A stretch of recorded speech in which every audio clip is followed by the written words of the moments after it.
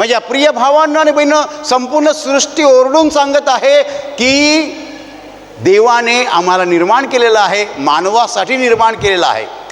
Hallelujah. माझ्या प्रिय भावांनो आणि बहिणींनो, आज माणूस निराश का आहे? आज माणूस हताश का आहे? त्याला ठाऊक नाही आहे की त्याला स्वर्गात बाप आहे, तो प्रेमळ आहे आणि तो जिवंत देव. पण आज माणूस मात्र मृगजळाच्या मागे धावत आहे. त्याला वाटलं हे मिळालं की मला आनंद मिळेल. त्याच्याकडे स्कूटर आहे, तो म्हणतो मोटरसायकल पाहिजे. माणूस नसत्या गोष्टीच्या मागे लागून आपल्या गरजा वाढवतोय. देवाच्या प्रेमाला माणूस एक प्रकारे पारखा झालेला आहे आणि त्याला देवाचं प्रेम दिसेनासं झालेलं आहे. काय झालेलं आहे? दिसेनासं.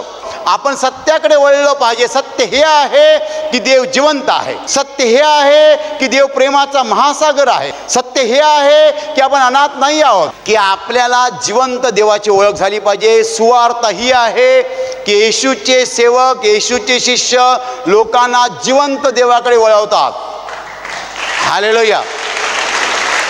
जो देव जिवंत आहे, जो देव ह्या जगाचा निर्माण करता आहे, त्याच्याकडे आपल्याला जायचं आहे. त्याची आपल्याला ओळख करून घ्यायची आहे. त्याच्या व्यंगेत आणि मिठीत आपल्याला जायचं आहे. येशू स्वर्गातून आला आणि तो म्हणाला की मी त्या जिवंत देवाचा पुत्र आहे. जो माझ्यावर विश्वास ठेवतो तो पित्याकडे जातो. हालेलुया.